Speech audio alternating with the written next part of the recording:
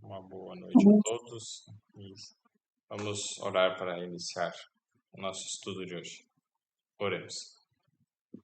Senhor Deus e Pai, muito obrigado pela oportunidade de estarmos juntos. Obrigado pela tua palavra, perfeita, tão rica em detalhes.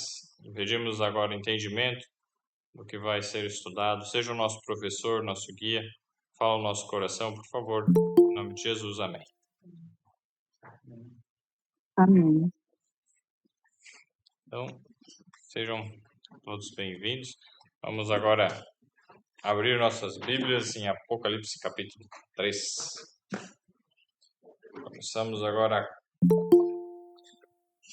a quinta igreja. Apocalipse capítulo 3. Na igreja de Sardes.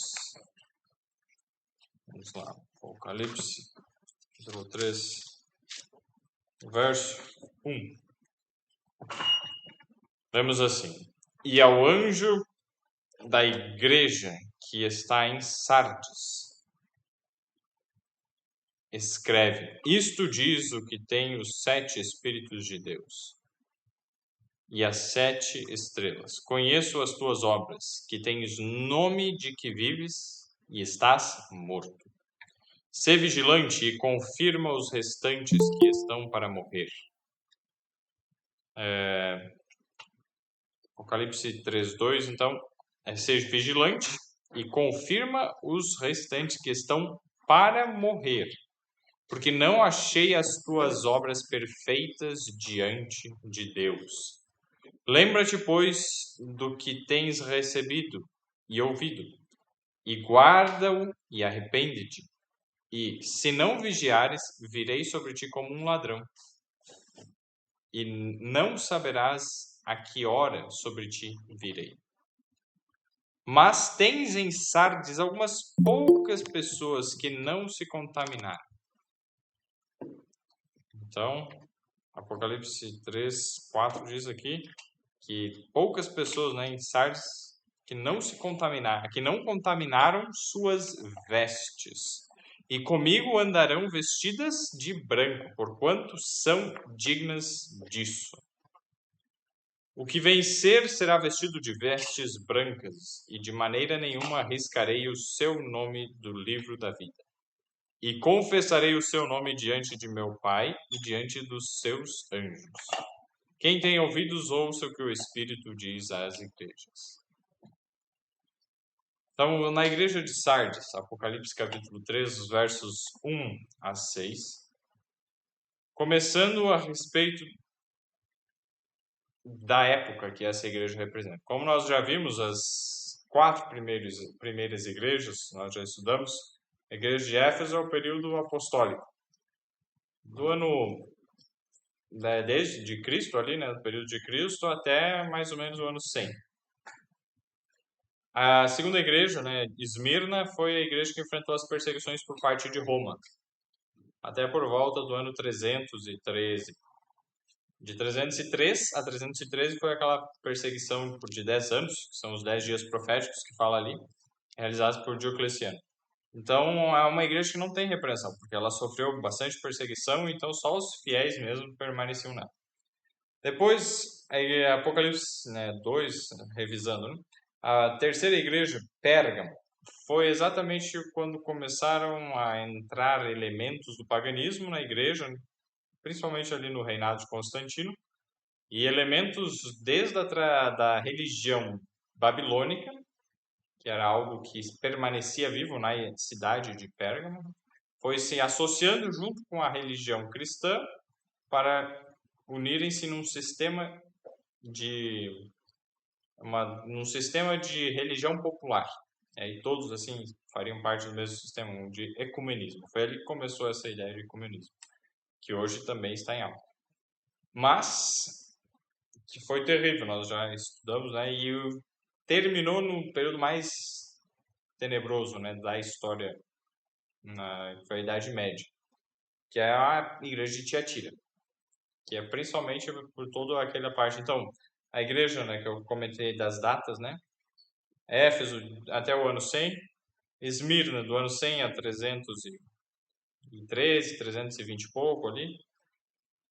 Pérgamo, daí depois que começou esse processo, né, de mistura no período de Constantino, 320 e pouco, 300 e pouco ali, até 538, quando declaradamente iniciou-se a perseguição, né, contra os que permaneceram fiéis à palavra de Deus e não aceitaram essa mistura do cristianismo com o paganismo. E aí então a Tiatira começa desde 538 e vai até 1500 e pouco, 1400 e pouco, na verdade. Por quê? Em 1400 e pouco surge a Estrela da Manhã, a Estrela da Manhã da Reforma. Esse é um detalhe que até no último estudo eu não comentei, mas a Estrela da Manhã é Cristo Jesus, só que, assim como, né, Jesus é o Sol, nós somos, e ele que é a luz do mundo, ele disse, né, João 8,12, nós somos chamados para sermos luz do mundo. Então, nós devemos ser a luz do mundo. Assim, no caso, a Estrela da Manhã da Reforma, que é assim chamado, né, um personagem, John Wycliffe. John Wycliffe, em inglês, né, na Inglaterra, viveu, não sei bem certo agora, 1300 e pouco, 1400 e pouco, se não me engano é 1400 e pouco, mas pode ter sido 1300 e pouco. Então ele foi a Estrela da Manhã que começou toda essa parte assim, da reforma. Depois dele, aí veio lá outros, né, reformadores e tal, Hus, Jerônimo e depois aí Lutero. Então, a sequência dos principais, John Wycliffe, Hus, Jerônimo, Lutero. E aí com Lutero, aí sim as coisas, 1500 e pouco, né, as coisas vão bastante para frente e a reforma ganha esse nome, né, de reforma protestante. São chamados de protestantes por causa do protesto que eles fizeram contra os abusos da autoridade eclesiástica. Então, quando que se encerra o período de Tiatira, Jesus disse que abreviaria tem lá em Mateus 24, né? Se aqueles tempos não fossem abreviados, nenhuma carne se salvaria. Então, se Deus não tivesse trazido a reforma protestante, teria sido destruído até mesmo aqueles que permaneceram fiéis durante esse período de perseguição, que é aqueles que fala, né, que estão ali na profecia, que representam os valdenses, albigenses e outros cátaros e outros grupos de pessoas que permaneceram fiéis, mesmo em meio à perseguição. Então, em resumo, é isso na igreja de Tiatira. Daí passamos para a igreja de Sardes, que começa exatamente nesse período da reforma. Só que dá para se dizer que é a transição, porque o período da reforma em si ainda está dentro do período de Tiatira, porque eram pessoas que estavam sendo fiéis. Quando chega de cara na igreja de Sardes, é como depois que os reformadores já tinham vivido, já tinham morrido, então dá para se dizer que ela começa no 1798 por ali, ou 1780, depois que tem o terremoto de Lisboa, depois que o sol se escurece, que foi em 1780, o terremoto de Lisboa 1755. Depois desses eventos é que a igreja começou a se esfriar. A igreja protestante mesmo, né? E aí vem a mensagem para a igreja de Sardes. Então, só ajustando ali o que eu comentei, a igreja de Sardes é exatamente depois de 1780, 1790, por ali, nesse período. Por quê? O verso 1 nos esclarece, Apocalipse 3:1, no final, né? Isso diz o que tem os 7 Espíritos de Deus e as 7 estrelas. Jesus, né? Aquele que tem o conhecimento, né? Os 7 Espíritos, como a gente já estudou lá em Isaías, capítulo 41, se não me engano, fala dos espírito de sabedoria, espírito de entendimento, espírito do Senhor, né? O espírito de fortaleza, e vai falando, né? Todos esses. E as 7 estrelas, que são os 7 anjos, né? Das 7 igrejas, conforme Apocalipse 1. Conheço as tuas obras, que tens nome de que vives e estás morto. Vou separar alguns textos agora para lermos. Tens nome de que vives e estás morto. Sônia, se puder abrir para nós Efésios capítulo 2, verso 1. Nós vamos ver esse aspecto. O segundo texto, já vou separar aqui também. A Osana, se puder ver para nós, Tiago 1:27. E deixa eu ver o próximo texto aqui.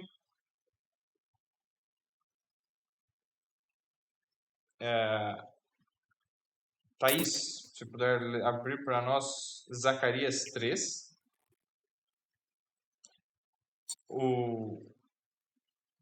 Acho que é o Luiz, né? Luiz, se puder abrir 1 Coríntios 9:27. E Atos 13:19, Eudete, se puder abrir Atos 13:19. Estou só separando vários textos aqui, ó.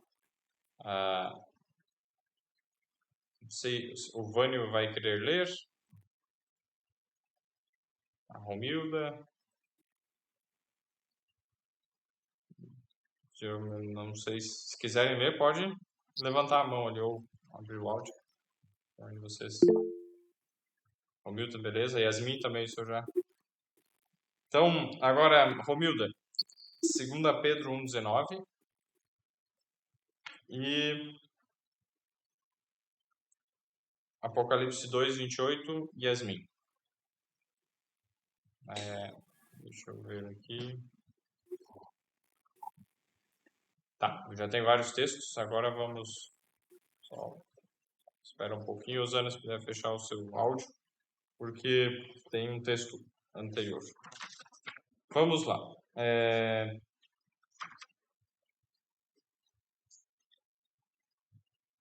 Primeiro texto que nós vamos ver é a respeito de Efésios, capítulo 2, o verso 1. Sônia, se puder ler para nós, o que diz em Efésios 2:1? Certo. Ele vos deu vida, estando vós mortos nos vossos delitos e pecados. Então, olha só. Jesus, aqui ele está falando a respeito de Jesus. Se olhar o contexto, alguns versos atrás, né, o verso 20 do capítulo 1, e depois o verso nos seguintes também, no capítulo 2, mortos em delitos e pecados, em ofensas e pecados, minha diz. Então, o pecado traz morte espiritual, mas Jesus, ele vai o quê? Pode ler o verso 2 também, Sônia, por favor. Sim. Nos quais andastes outrora, segundo o curso deste mundo, segundo o príncipe da potestade do ar, do espírito que agora atua nos filhos da desobediência. Isso. Então, desobediência é esse espírito, né? Pecado. Então, a desobediência, a transgressão da lei. O pecado é a transgressão da lei. Desobedecer a lei de Deus. E isso traz morte. Mortos, espiritualmente falando. Mas o verso 5, puder ler também, Sônia, nos diz qual que é o segredo. E, estando nós mortos em nossos delitos, nos deu vida juntamente com Cristo, pela graça sois salvos. Amém. Muito obrigado. Então, essa questão de que a salvação é só por Jesus, é só pela graça, foi o que Lutero percebeu. A justificação pela fé. Por meio da fé, né? A justificação pela graça por meio da fé. Quando ele entendeu isso, ele deixou de buscar a justificação, a justiça para ele, a salvação por meio das obras dele, penitências, isso e aquilo.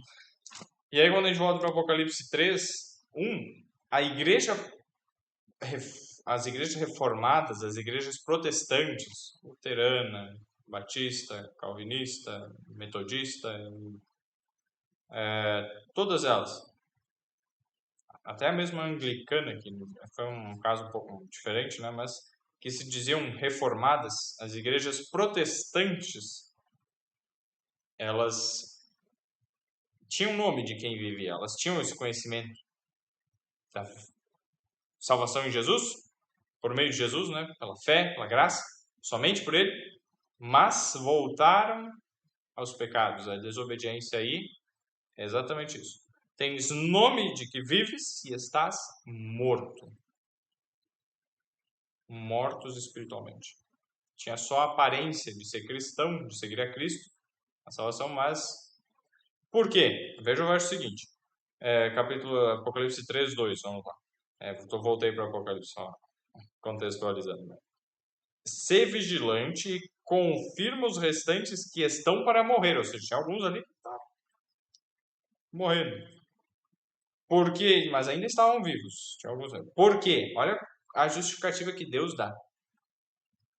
Não achei as tuas obras perfeitas diante de Deus. Peraí, mas a gente não é salvo pela graça? E aí o que está falando em obras aqui? Vamos ver lá, Tiago 1, 27. Rosana, pode ler para nós, por favor. Só ativar o áudio. E aí, Tiago 1, 27 vai nos ajudar a entender o que é isso. Por que não achou as obras perfeitas? O que isso tem a ver com a salvação? Está desativado o áudio, Rosana. Pode ativar. Então, Tiago, capítulo 1, verso 27. A religião pura e sem mácula para com nosso Deus e Pai é esta: visitar os órfãos e as viúvas nas suas aflições e guardar-se incontaminado do mundo. Muito obrigado. Então, a religião pura vai produzir obras puras. E essas obras são no sentido de amor aos necessitados e pureza do mundo.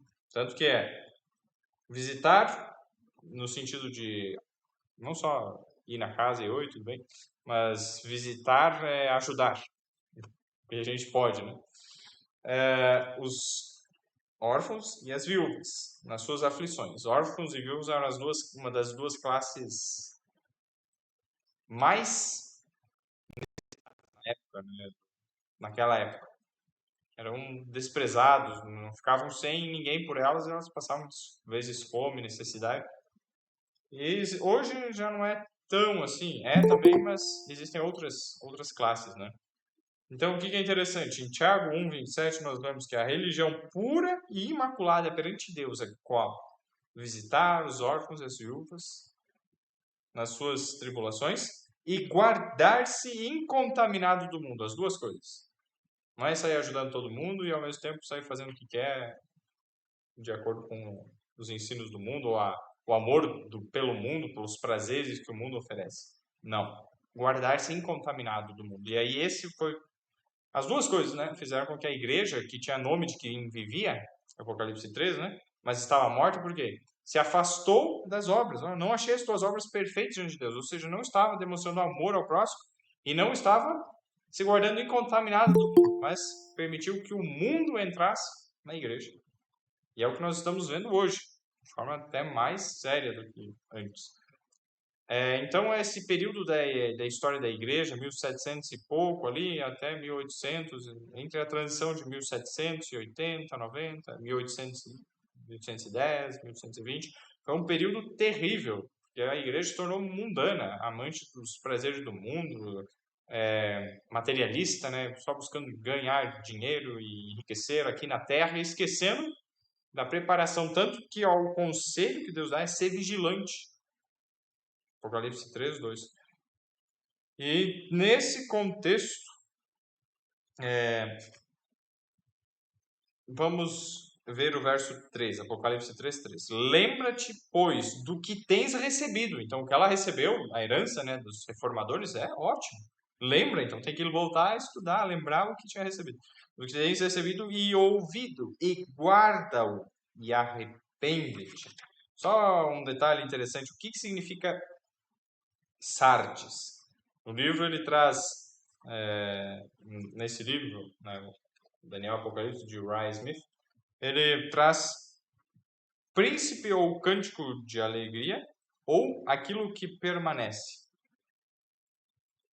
O que permanece nessa igreja? Exatamente as doutrinas corretas que ela começou a aprender, mas não continuou e foi se esfriando. Então tinha que voltar àquilo que permanecia, né? Lembre-te depois daquilo que tens recebido. A verdade que permanece para sempre. Então tinha que se lembrar disso e ouvido, e guarda-o, e arrepende-te. Novamente, a obra de arrependimento. E se não, vigiares, virei sobre ti como um ladrão, e não saberás a que hora sobre ti virei. Vou pedir para Eliane também abrir um texto que está em 1 Tessalonicenses, capítulo 5, o verso 4. Eliane. A Cleo, que estiver. Por quê? O fato que a gente está lendo aqui, não saberás a que hora sobre ti virei, se não estiver vigiando, diz que Jesus vai vir, é uma verdade. Se a gente estiver vigiando, nós estaremos preparados para a vinda dele. Amém. Se não, vai nos pegar de surpresa. E aí, o resultado não será bom. Virá como um ladrão. Jesus não é um ladrão. Ele não está se comparando a um ladrão. Vou roubar. Não. Mas ele vai vir de forma inesperada. Alguém aqui já conheceu um ladrão que diz, olha, tal dia, tal horário, tal daí eu vou chegar aí e vou roubar a tua casa. Se algum ladrão com são juízo fez isso, quem estava para ser roubado, certamente, também se fosse inteligente, né, se prepararia para aquele momento. Só que Jesus, ele está querendo que nós nos preparemos não por motivos egoístas, mas nos arrependamos dos motivos egoístas e que façamos as obras de amor e por amor a Deus, por amor a Jesus, estejamos sempre preparados, vigiando sempre. A única coisa que pode nos manter vigiando sempre é o amor a Jesus, o desejo de vê-lo. Isso é guardar-se incontaminado do mundo. Interessante isso. Então, o desejo de ver a Cristo, de estar com Ele, vai fazer com que a gente não se deixe levar pelas coisas do mundo. Mas, como está escrito em 1 Tessalonicenses 5,4, se conseguir ler aí, vamos ver. Mas vós, irmãos, não estáis em trevas, para que esse dia, como ladrão, vos apanhe de surpresa. Isso, muito obrigado. Então, nós não precisamos estar em trevas. Jesus é a luz do mundo. Para que esse dia, como o ladrão vos apanhe. Então, é o dia de Jesus, a vinda dele. Será de forma inesperada. Mas não precisamos estar nessa condição. Aí, seguindo, o verso 4, Apocalipse 3:4, Mas também tens em Sardes algumas poucas pessoas que não contaminaram suas vestes, e comigo andarão vestidas de branco, porque são dignas disso. Agora é nesse ponto que a gente vai estudar um pouco melhor. Não contaminaram as vestes. O que seria contaminar as vestes? Vamos ver Zacarias 3, versos 4 ao 5. Acho que a Thaís ficou com esse texto, né? O que diz lá? Então, ele respondeu e falou aos que estavam diante dele, dizendo, tirai estas roupas sujas dele. E a ele lhe disse, eis que fiz a iniquidade passar de ti, e te vestirei com outra vestimenta. E eu disse, coloquem uma mitra limpa sobre a sua cabeça. Então colocaram uma mitra limpa sobre a sua cabeça e vestiram-no com trajes, e o anjo do Senhor estava perto. Amém. Vejam só. Então, aí, roupas sujas são relacionadas à iniquidade. Então, diz, tira a roupa suja, você tira a iniquidade. Ele fala mesmo no texto ali.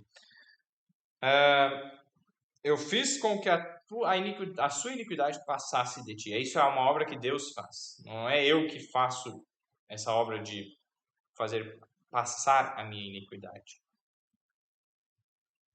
Importante detalhe. Então, vamos voltar lá para Apocalipse 3. Agora, deixem marcado Apocalipse 3. Eu vou abrir um texto em Apocalipse 19. E quem quiser acompanhar também, abrir Apocalipse 19, verso 8. Vamos ver o que está escrito aqui. Comparando também com essa questão das vestiduras, o que são as vestiduras? Já vimos que vestidura suja é pecado. Limpa, então, é sem pecado, né?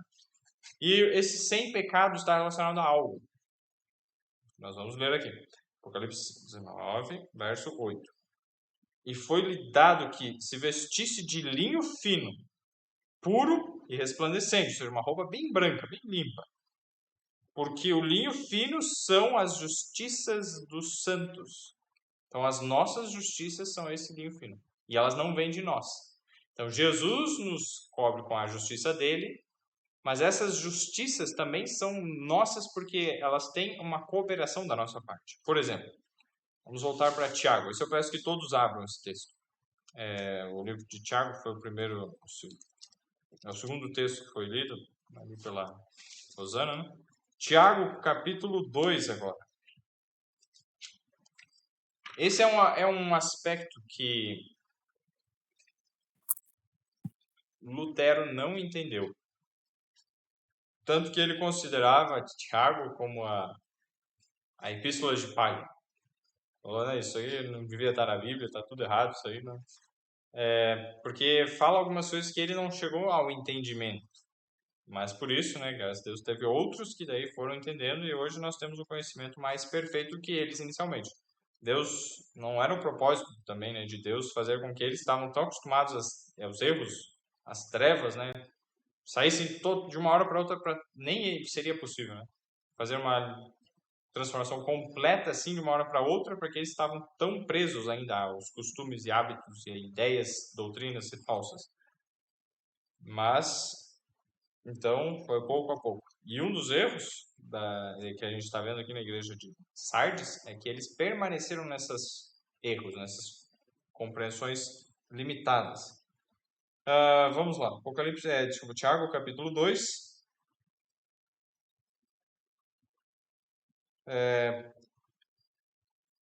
Olha o contexto. Verso 6.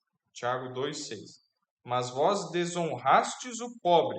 Porventura não vos oprimem os ricos e não vos arrastam aos tribunais? Então, o cuidado aos pobres, que era, como nós vimos, é um aspecto da religião verdadeira, não era feito por eles. E aí ele vai dizer a respeito da fé, o que a fé vai fazer. Agora, Tiago 2, o verso 10. Porque qualquer que guardar toda a lei e tropeçar em um só ponto, tornou-se culpado de todos. Verso 11 e 12 também. Porque todo aquele que diz... porque aquele que disse, né, Deus no caso, não cometerás adultério, também disse, não matarás.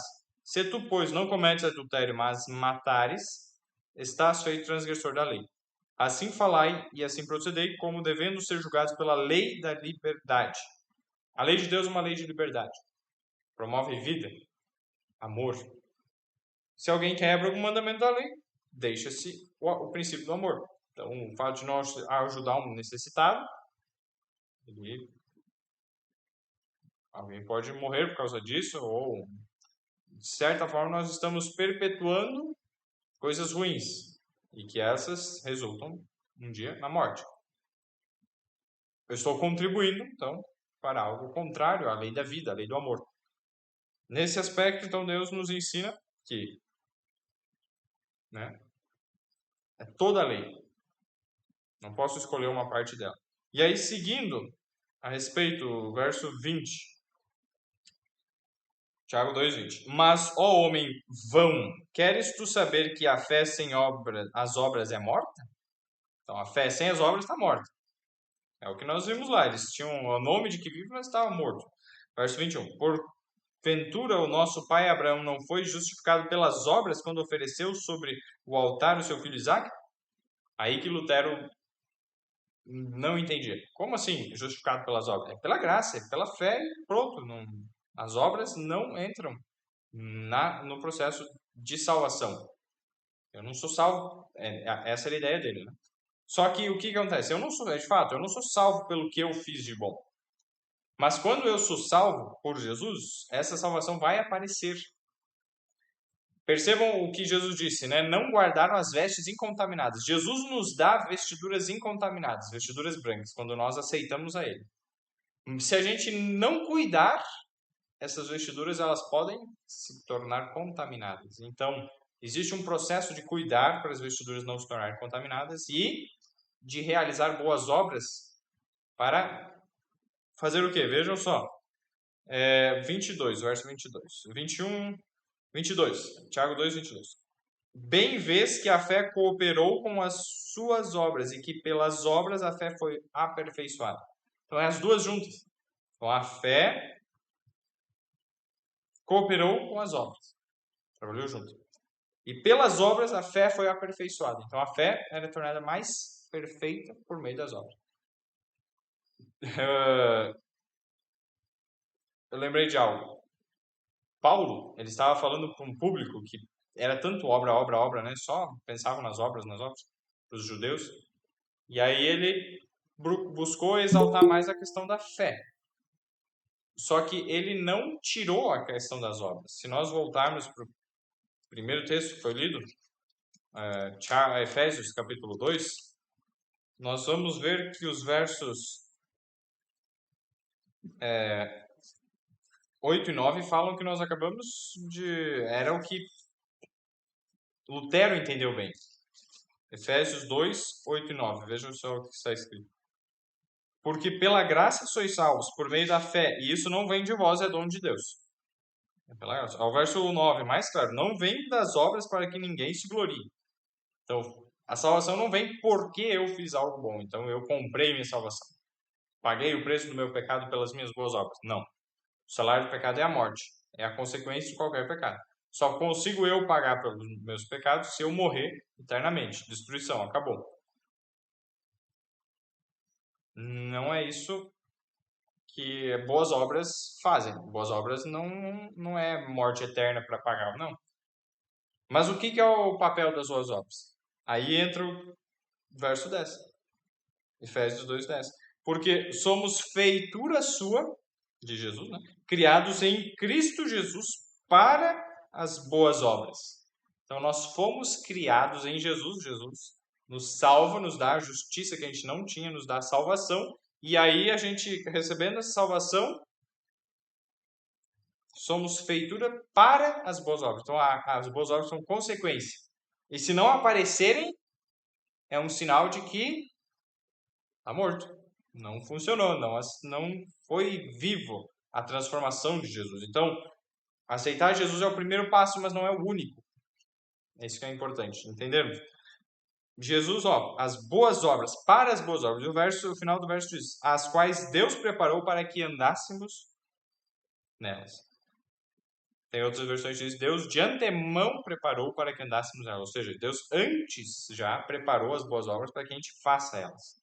E nós já lemos o que é. Ajudar os órfãos, as viúvas, aqueles necessitados que não tem quem seja por eles. E guardar-se incontaminado do mundo. Aí agora voltando para o Apocalipse. Apocalipse capítulo 3. Nós já entendemos um pouco melhor o que quer dizer essa questão das vestes. O verso Apocalipse capítulo 3, o verso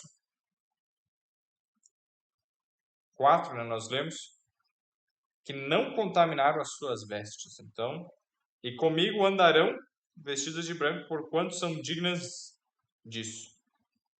Ou seja, aceitar Jesus não é uma vez salvo, salvo para sempre. Então, eu aceitei Jesus, tá, por sempre. É possível que as vestiduras se contaminem no caminho. E o que nós vamos ver? 1 Coríntios 9, 17. Quem ficou com esse texto agora? 1 Coríntios 9, 17, 27, desculpa. 1 Coríntios 9, 27. Pode ler aí, Luiz. Só um pouquinho. A gente foi para outros textos mais. Paulo falando, o que ele temia, né? Ok, é 9:27? Isso. Mas esmurro meu corpo, eu reduzo a escravidão, para que, tendo pregado a outros, não venha eu mesmo a ser desqualificado. Muito obrigado. Então, se Paulo ele não cuidasse com relação à carne, né, aos desejos da carne, e não fosse temperante, exercesse domínio próprio, ele mesmo ficaria reprovado, desqualificado. Então, ele não queria isso. Então, por isso ele tinha uma vida de estrita temperança, de estrito domínio próprio. Entendido? Então, uma vez salvo para frente. Se nem para Paulo isso era uma verdade, Não é uma verdade bíblica, então, essa é a ideia. Outro texto, Atos 3:19. Atos 3:19. Arrependei-vos, pois, e convertei-vos, para que sejam apagados os vossos pecados, e para que venham assim os tempos de refrigério pela presença do Senhor. Muito obrigado. Então, vejam só, existe um registro, um local que estão gravados os pecados. Os pecados, existe então um livro, dá para se dizer, essa é a figura que a Bíblia usa, né? Um livro que estão registrados os pecados. E quando nós nos arrependemos, aceitamos Jesus, eles são apagados. Mas se eu continuo vivendo na prática desses pecados, aquela justiça que Jesus me deu volta ela mancha, né? Os pecados mancham aquela justiça que Jesus nos dá. Por isso que é um processo de luta constante. Arrependimento, aceitar Jesus é o primeiro passo, mas vão vir coisas que vão sujar a roupa. Daí, Senhor, perdão. Daí Jesus limpa. E vai. É uma luta. E, assim como existe possibilidade de ser apagados os pecados que estão escritos, existe possibilidade do oposto, como a gente vê em Apocalipse 3, voltando lá, o verso 5. O que vencer será vestido de vestes brancas. Olha só, o que vencer. Então há uma luta a ser travada para obter a vitória. Ao que vencer será vestido de vestes brancas. E de maneira nenhuma riscarei o seu nome do livro da vida. E confessarei o seu nome diante de meu Pai e diante dos seus anjos. Vejam só. 2 Pedro, capítulo 1, verso 19. Quem ficou com esse texto? Vamos ver ali. Sou eu, Isso. Então, ler 2 Pedro, depois de Tiago, que a gente estava antes lendo. 2 Pedro, capítulo 1, verso 19. Temos, assim, tanto mais confirmada a palavra profética e fazer bem em atendê-la, como a candeia que brilha em lugar tenebroso, até que o dia clareie e a estrela da alva nasça em vossos corações. Amém. Então, olha só. Muito firme, né? Devemos estar atentos a essa palavra muito firme dos profetas. É o que a gente está estudando, as palavras dos profetas, a palavra da profecia, Apocalipse. Como uma luz, né, que ilumina em lugar escuro, até que o dia amanheça e a estrela da alva apareça em vossos corações. Então, nós precisamos estar fazendo isso constantemente até que Jesus volte. Estrela da alva é Jesus, né? Apareça em vossos corações.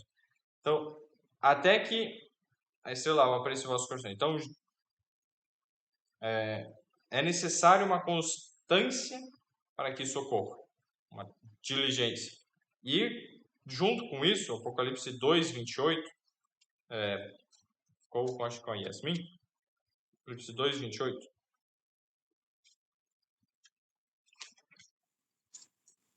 É Apocalipse 22, né? Eu falei errado. 2, 28. Ah, tá. Mais no início do capítulo, isso. Diz assim: Eu lhe darei a mesma autoridade que recebi de meu Pai. Também lhe darei a estrela da manhã. Muito obrigado. Então, o que nós vimos, Deus dará o que? A estrela da manhã, Jesus. Né? E a semelhança com Cristo. Esse é o nosso objetivo. Um texto adicional aqui, para nós lermos, vamos ver, Filipenses, capítulo 1. Nós estávamos em Efésios antes, depois de Efésios. Filipenses, capítulo 1, o verso 6.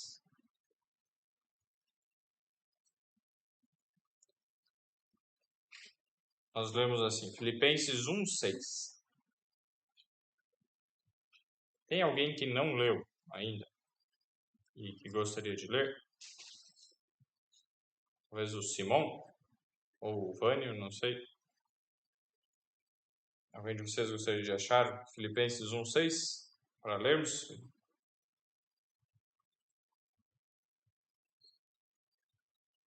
Cleo já leu, achou? Pode ler então aí, Cleo. Quanto? 1:6. Estou plenamente certo de que aquele que começou boa obra em vós há de completá-lo até o dia de Cristo Jesus. Olha só que interessante. Aquele que começou a boa obra, quem que vai completar? Ele, né? Jesus vai completar. Jesus vai completar. A semelhança com Cristo vem por meio de uma obra de Cristo Jesus em nós, nos transformando, perdoando o pecado, apagando esse pecado, mas envolve a nossa cooperação. E a cooperação são as obras. Somos chamados a fazer algo, não somos chamados a ficar em ociosidade. Então, nesse sentido, quando a gente vê as vestiduras brancas, são as justiças dos santos. Então, o que a gente faz que seja resultado do que Cristo está fazendo em nós, e nós trabalhamos junto com Ele, resulta em justiça, para o nosso benefício. É uma justiça que é minha. Jesus me deu. Ele não disse assim, ó, tá aqui, é meu, mas é meu. Tá contigo, mas é meu. Não fala que não.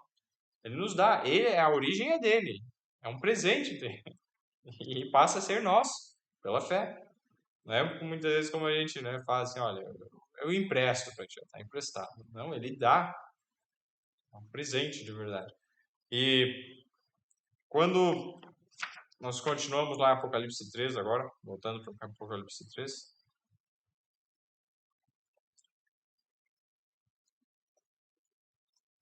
O verso 5, então, né? O que vencer será vestido de vestes brancas e de maneira nenhuma arriscarei o seu nome do livro da vida. E confessarei o seu nome diante de meu Pai e diante dos seus anjos. Quem tem ouvidos, ouça o que o Espírito diz às igrejas. Esse é o principal resumo, né, da igreja de Sardes. Alguma pergunta, alguma contribuição, alguma colocação que alguém queira fazer sobre a igreja de Sardes?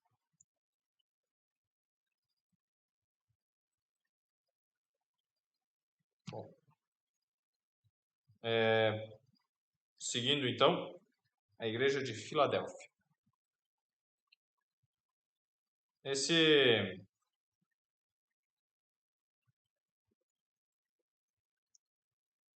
Essa igreja, ela é logo depois desse período que nós vimos, né, que houve esse esfriamento, essa morte espiritual da igreja dita protestante, né, que veio depois dos reformadores.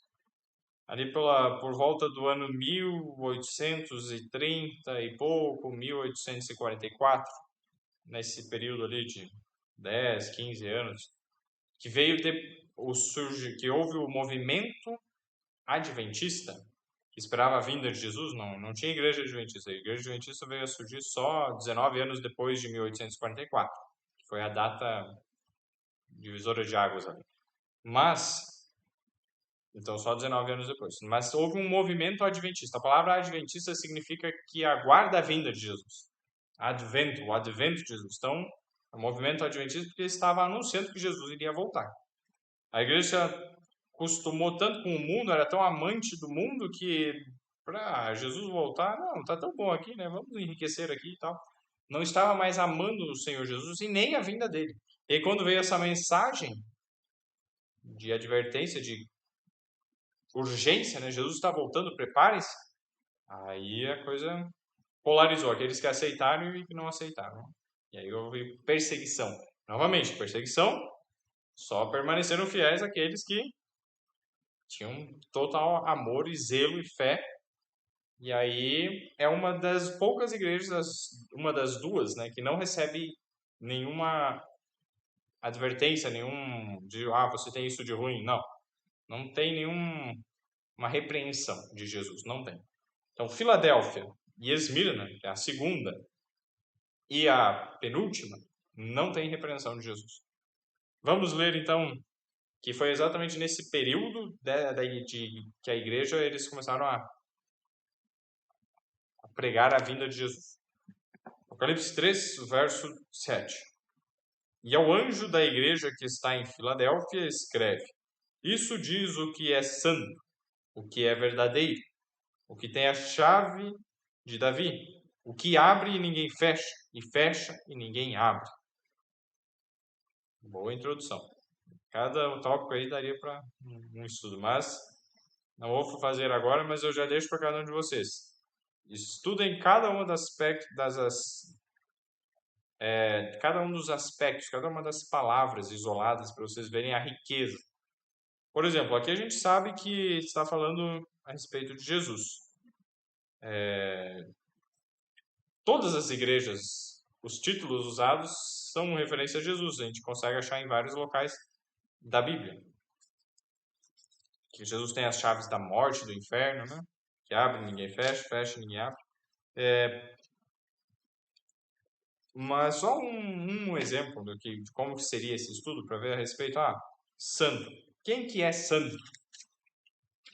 Vamos lá para Apocalipse 15. Aqui ainda no livro de Apocalipse. Deixa eu ver. O verso 3 e 4. Então, Apocalipse 15, versos 3 e 4. Nós lemos assim, ó: E cantavam o cântico de Moisés, servo de Deus, e o cântico do Cordeiro, dizendo: Grandes e maravilhosas são as tuas obras, Senhor Deus Todo-Poderoso. Então, Senhor Deus Todo-Poderoso. Justos e verdadeiros são os teus caminhos, ó Rei dos Santos. Quem te não temerá, ó Senhor, e não magnificará o teu nome? Porque só tu és santo. Por isso todas as nações virão e adorarão diante de ti, porque os teus juízos são manifestos. Quem somente é santo, ele está se referindo nesse cântico de Moisés e do Cordeiro, que é o Deus Todo-Poderoso. O Deus Todo-Poderoso é o Rei dos Santos e é o único que é santo, é natureza, pessoalmente ele tem a santidade nele mesmo, natural, in natura, né? É nato dele. Mas nós temos a santidade oferecida como um presente. É a santidade comunicada para nós. Mas ele é santo, somente ele. E aí quando a gente volta lá para Apocalipse 3, o verso 7,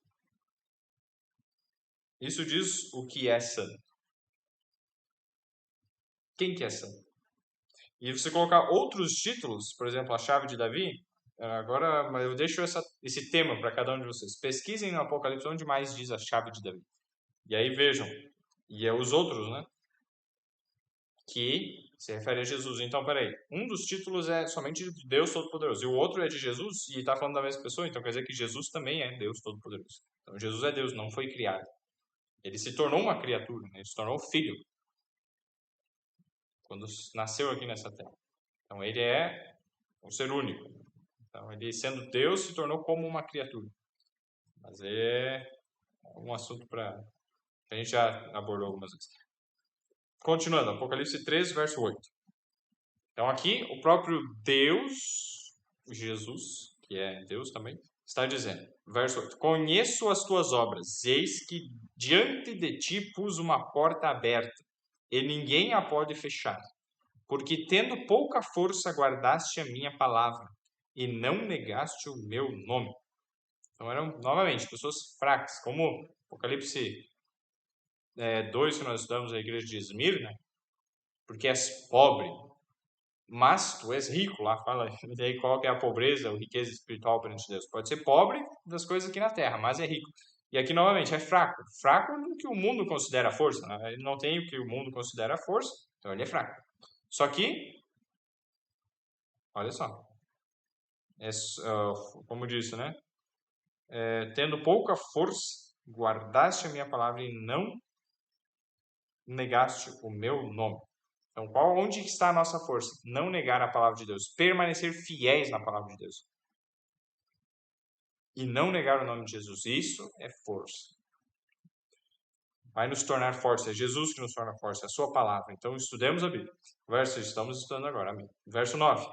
Eis que eu farei aos da sinagoga de Satanás, aos que se dizem judeus e não são, mas mentem, eis que eu farei que venham e adorem prostrados a teus pés e saibam que eu te amo. Adorar a Deus, né, prostrados aos pés deles, porque desprezaram eles. E reconhecendo, né, que Deus é o Senhor desse grupo. E saibam que eu te amo. Então, Deus ama esse grupo. Então, eles vão julgar esse grupo como um grupo que não. Deus não ama eles porque eles estão fazendo o que não é certo. Mas quem não está fazendo o que é certo é esse outro grupo que não está afirmado na palavra de Deus, está negando o nome de Jesus e acha que está certo. Isso aconteceu nesse período do advento, ali do movimento adventista, sim, mas vai acontecer mais ainda no final. Por quê? Vejam só.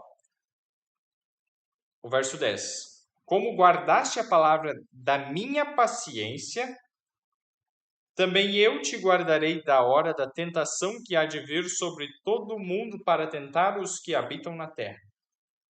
Haverá uma tentação que vai vir no mundo inteiro, uma aflição, e Deus vai proteger esse grupo. Esse momento de tribulação, de aflição que virá, de tentação que virá sobre todo mundo, ainda não veio sobre todo mundo. Então, quando a gente vê isso, é um detalhe dessa igreja, mas que se aplica para um maior movimento do que além dela. Como a gente já viu em Tiatira, tem esse aspecto também. Está falando daquele período, mas remetendo também ao futuro. E também os que viveram naquele período do movimento adventista, hoje estão todos mortos. Eles não vão passar por uma hora de tribulação, mas vai vir uma hora de tribulação. E aí seremos guardados por Deus no meio daquela tribulação, que habitam na terra. Vai ser guardado aqui na terra. Jesus mesmo disse, em João 17, pedi para Eudete, se puder ler para nós, João capítulo 17, vamos ler aqui só qual o verso especificamente. Jesus diz, o verso 9, João 17, verso 9. O que Jesus disse? Muito importante esse verso. João 17, 9.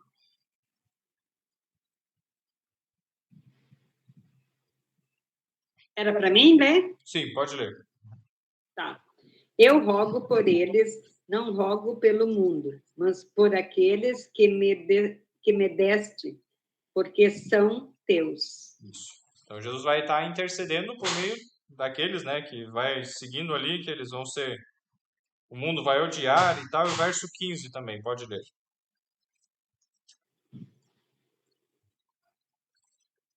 Não peço que os tires do mundo, mas que os livres do mal.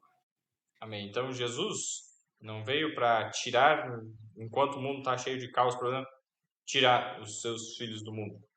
Não, Jesus nem pediu isso para o Pai, mas que os livres do mal. Então, o mal que vai estar sobre o mundo não vai atingir os filhos de Deus. Isso é importante entendermos por quê? Porque muitos dizem que a tribulação que vai vir, Deus vai levar os seus filhos para o céu e aqui na terra vai ficar a tribulação e tal. E tem umas ideias, cada uma mais mirabolante que a outra, mas que não tem base bíblica. Então, voltando agora para Apocalipse capítulo 3, o verso 11, seguindo lá, né? Eis que venho sem demora, guarda o que tens, para que ninguém tome a tua coroa. Ou seja, nossa coroa pode ser tomada. A nossa salvação pode ser tomada. Por quem? Por inimigo.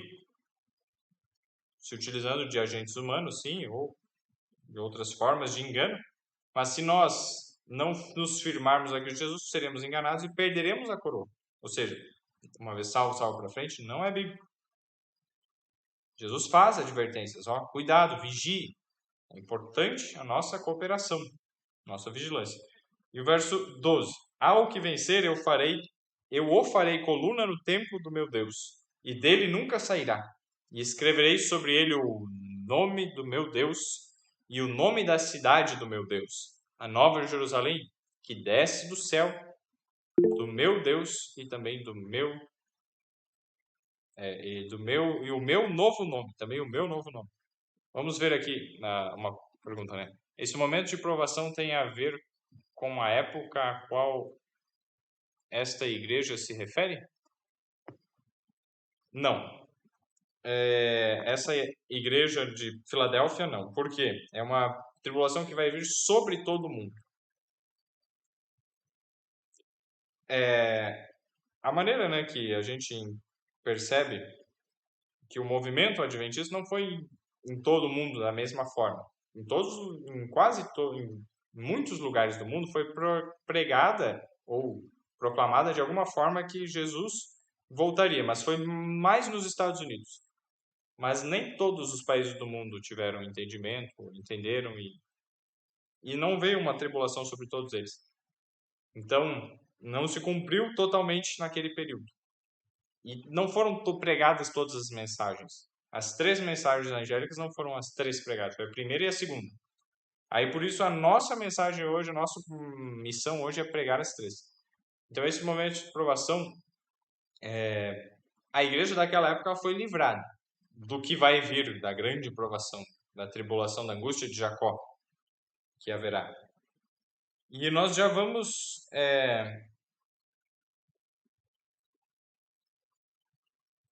seguir aqui no verso. O aspecto tem que. Deixa eu ver aqui. O verso 8. Vamos voltar no verso 8. Obrigado até pela pergunta, Luiz.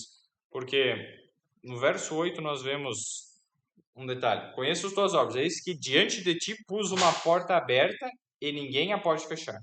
Porque, tendo pouca força, guardaste minha palavra e não negaste o meu nome. Qual é a porta aberta que Deus colocou diante desta igreja? A porta aberta é exatamente o que nós estudamos já no livro de Daniel. A porta do santuário celestial aberta para o lugar santíssimo. Em 1844, eles pensaram, Jesus vai voltar.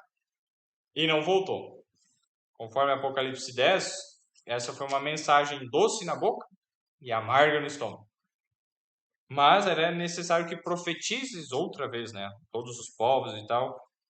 Importa, né? Apocalipse 10, 11 diz, importa que profetizes outra vez a muitos povos e nações e línguas e reis.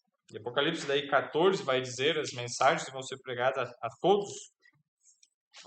todo mundo. E interessante que no meio de toda essa questão,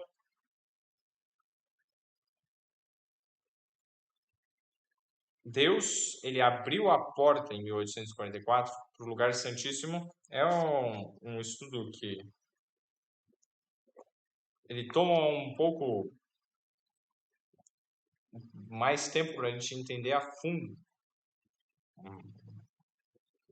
Mas, em resumo, Jesus, ele veio cumprir a lei, no sentido da lei mosaica de Moisés, que tinha lá o santuário, o ritual, tudo. Quando Jesus veio a essa terra, ele morreu, então, como cordeiro, né, sacrificado. Então, ele cumpriu a parte que era feita no pátio, era feito do lado de fora. Aí, o santuário, que é a habitação de Deus, o santuário original está nos céus, conforme nós já estudamos, né, em Daniel, capítulo 7, 8 e 9, principalmente Daniel 8 e 9, e tem gravado no YouTube. Mas, em resumo, Jesus foi pelo santuário celestial, conforme Hebreus capítulo 9, que lá está o verdadeiro tabernáculo, o verdadeiro santuário, que foi feito não por mãos humanas, né? Deus é o construtor. Então, quando Jesus vai lá no santuário, ele inicia a sua obra no lugar santo. Ele passa primeiro ungindo o santuário, ou seja, inaugurando todo o serviço. Então, ele entra também no Santíssimo, inaugura. Esse é um detalhe importante, porque em alguns lugares na Bíblia ele diz, né, que ele foi no Santíssimo, logo depois que foi ao céu, sim, para inaugurar o serviço. Como era aqui na terra, também foi ungido cada uma das partes, quando foi montado o santuário, foi passado ungindo cada uma delas. Êxodo capítulo 40, a gente até comentou sobre isso. Foi ungido. Então Jesus foi para o céu, ungiu o santuário lá. Depois ele ficou ministrando no lugar santo. Depois que ele terminou o ministério no lugar santo, ele passou para o Santíssimo. E existe uma perfeição milimétrica. Eu até falei outro dia que ia falar o que é, mas eu acabei acho que não falando, mas o que aconteceu? Jesus, quando ele deu a mensagem lá das 2.300 tardes e manhãs, que a gente estudou, Daniel 8:14, aquele dia que foi promulgado o decreto e estabelecido o decreto do rei Artaxerxes, que concluiu, foi no ano 457 a.C., era exatamente o dia da expiação.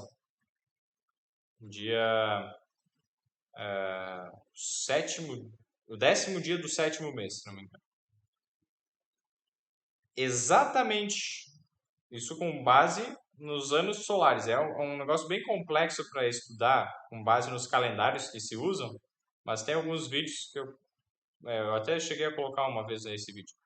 Mas se passaram exatamente a quantidade de anos previstos pela profecia e Jesus morre no dia exato, na hora exata. E depois que terminam todo esse período de 2.300 anos, que encerra exatamente em 1844, que eles pensaram, vai terminar aquela profecia de Daniel 8:14, 2.300 anos, Jesus volta, é isso que vai acontecer. Mas não era isso. Jesus, na verdade, iria iniciar a purificação do santuário celestial. Ele estava só no primeiro compartimento do santuário celestial. Se alguém tiver alguma dúvida, alguma pergunta, pode mandar. Também tem algum material para recomendar sobre isso. Mas no lugar santíssimo, então, Jesus entraria para fazer a purificação, iniciar o juízo celestial. Apocalipse 14 também diz, verso 6, né? Porque chegou a hora do seu juízo. Então, a hora do juízo tinha chegado. Então, ao iniciar essa obra de juízo, Jesus abre essa porta de acesso. E ele diz que eu abro e ninguém fecha. Agora Jesus está lá e é uma verdade, é um fato. E ninguém pode negar esse fato, ninguém pode fechar essa porta. Pode tentar, pode falar contra e tal, mas não vai negar. E haverá então um grupo de pessoas que vai entrar pela fé junto com Jesus no santuário celestial e vai encontrar lá o quê? No lugar santíssimo havia a Arca da Aliança. Dentro da Arca, as tábuas da lei. O povo do movimento adventista de 1830 e pouco, 1844, não compreendia totalmente a questão das tábuas da lei, dos 10 mandamentos, que está lá. E muitos guardavam domingo, muitos tinham práticas contrárias aos mandamentos de Deus. Estavam matando a si mesmo pelos hábitos errados de consumo de carnes imundas, bebida alcoólica, fumo, tabaco, né? Fumavam e achavam normal. Então, aí dentro da arca também tinha o pote com maná, a reforma de saúde, é um símbolo, né, que Deus, ao tirar do Egito, do mundo da época, né, o povo de Israel deu para eles o melhor alimento. Então, esse aspecto está também nessa mensagem, que precisaria ser compreendida como algo de vigilância e preparo para o tempo do fim. Como Jesus disse para essa igreja, né, ser vigilante, para não perder o que você tem. É a mesma mensagem para nós também. As mensagens que Deus deu para 7 igrejas, nós temos o que aprender de todas elas, que são conselhos de Deus. E os conselhos de Deus são imutáveis, conforme está em Hebreus capítulo 6. A imutabilidade do seu conselho. Mas, voltando aqui então, só o capítulo, verso 18, Hebreus 6:18, só conferindo. Então, a imutabilidade do conselho de Deus. E, seguindo aqui, então, Deus, além da tábua dos mandamentos, tinha na arca, o pote com maná, tinha a vara de Arão, que tinha florescido, simbolizando também o ministério sacerdotal de Arão, a sua o poder que Deus deu a ele para liderar, então, respeitando a hierarquia que Deus estabeleceu na terra, para liderar, para conduzir o povo dele até o final. E esses 3 aspectos dentro da arca, e não haviam sido compreendidos totalmente. Mas depois de 1844, começaram a se estudar e a entender. E essa porta aberta, então, deu um entendimento do que estava lá ocorrendo. E fechada foi a porta para o primeiro tabernáculo, né? Fechado foi a porta para a parte do lugar santo do santuário. Então, essa é a linguagem que Jesus usa. Então, e essa obra de preparo, por meio da reforma de saúde, cuidado com o corpo, e a questão dos mandamentos de Deus e tudo que está relacionado com o santuário celestial, que deu origem aí à Igreja Adventista do Sétimo Dia, foi o estudo aprofundado do santuário. É o principal ponto distintivo, porque guardar o sábado tem outras religiões que guardam. E o cuidado de saúde tem outros também, filosofias que seguem. Mas todo esse contexto, né, no santuário entendido foi o resultado daí surgiu a Igreja Adventista, que em 1863 se organizou como instituição mesmo. Aí, então, essa igreja tem a principal mensagem a ser pregada agora para todo mundo, que é a vinda de Jesus, novamente, anunciar, daí agora, de fato, Jesus vai voltar, está perto de voltar. E essa obra de preparo, vigilância e preparo, nos tornando o quê? Aperfeiçoados em Cristo, para a vinda do Senhor Jesus. Esse é o importante. Jesus precisa de um povo que represente o seu caráter na terra. E esse povo, queira Deus, sejamos cada um de nós, façamos parte desse povo. E esse é o convite que Deus faz para cada um de nós. E terminando lá Apocalipse 3, os 2 últimos versos, né, da igreja de Filadélfia, versos 12 e 13. Apocalipse 3, 12 e 13. A quem vencer, eu o farei coluna no templo do meu Deus, e dele nunca sairá. É uma linguagem simbólica, né? Não vai fazer uma pessoa, uma estátua lá e ficar parado, não.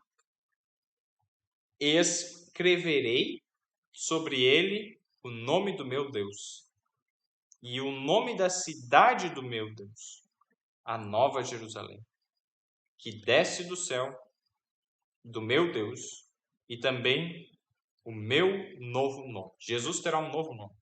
Olha que interessante. E teremos escritos o caráter de Deus, o nome dele em nós, né?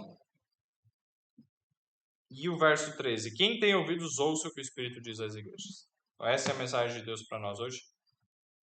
Devemos a dar ouvidos e a nos preparar, vigiar e orar, a buscar entender qual é essa porta aberta que Deus nos deu hoje, acesso ao entendimento de onde Jesus está no santuário celestial. Conforme Hebreus 9, né, diz que ele entrou no santuário celestial para fazer intercessão por nós. E enquanto houver tempo de misericórdia, ele estará intercedendo por nós. Mas chegará um tempo que o juízo será encerrado. E aí, esse tempo está muito perto de acontecer. E encerrou-se o juízo, está decidido o caso de cada um. Queira Deus estejamos do lado dos que permaneceram fiéis. Amém? Vamos orar então para encerrar. Já passou bastante tempo. Qualquer dúvida, qualquer coisa, manda mensagem que daí eu posso abordar no próximo estudo também ou mandar pessoalmente. Oremos. Senhor Deus e Pai, muito obrigado pela oportunidade de estudar mais esse assunto do Apocalipse, capítulo 3, das igrejas de Sardes e Filadélfia. Senhor, ajuda-nos a aprender com a história do passado e a entender os princípios envolvidos, o teu conselho que é imutável, e a aceitar a repreensão no que cabe a nós e nos arrependermos. Prepara-nos para as duras palavras do próximo estudo, que estejamos com o coração aberto. Trabalha pelo meio do teu Espírito nos nossos corações e assim nós venhamos a seguir o que o Senhor nos orienta. Esteja com cada um aqui presente e os que vão assistir também no futuro, abençoando e guiando a vida até a tua vinda em nome de Jesus. Amém. Uma boa noite a todos. Um feliz sábado. Feliz sábado a todos.